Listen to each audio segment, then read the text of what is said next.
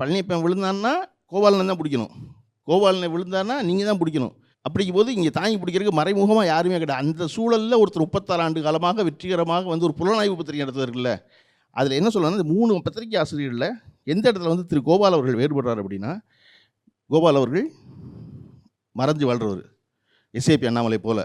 யார்கிட்ட இருந்துன்னா போலீஸ்ட்டு இருந்து பிடிக்க வந்தாங்கன்னா கண்டுபிடிக்கவே முடியாதுன்னு, எங்கடா தெரியவே இல்லையே அப்படின்னு.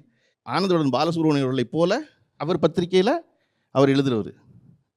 சோ அவர்களை போல கோபால் அவர்களை கழட்டிட்டா நக்கீரன் கிடையாது. அப்போ இது 3 அம்சங்களும் சேர்ந்து அதோட பொது வெளியில் எந்த இடத்துல எல்லா பொது பிரச்சனைகளுக்கும் வந்து நிற்கிற ஒரு ஊடக ஆசிரியர் இருக்கார்ல, பத்திரிகை ஆசிரியர்கள், நீங்கள் அவரை வந்து முதல் ஆளாக பார்க்க முடியும். நீங்கள் எல்லா பத்திரிகை ஆசிரியர்கள் வந்து நின்ற மாட்டாங்க வெளியிடத்தில், பொது பிரச்சனை வந்து நின்ற மாட்டாங்க. அவர் பொது பிரச்சனை எல்லா இடத்துலையும் அவர் இல்லாமல் இருக்கவே மாட்டார். பொது பிரச்சனை மட்டும்தான் அவர் நிற்பார். அப்படிங்கும்போது அது ரொம்ப ரொம்ப சிறந்த குணம். அதுதான் அவர் தாக்கு பிடிக்க வச்சிருக்கு 36 ஆண்டு காலமாக. இன்னும் பல ஆண்டு தாக்கு பிடிக்க வைக்கும் நம்புகிறேன். நிச்சயமா.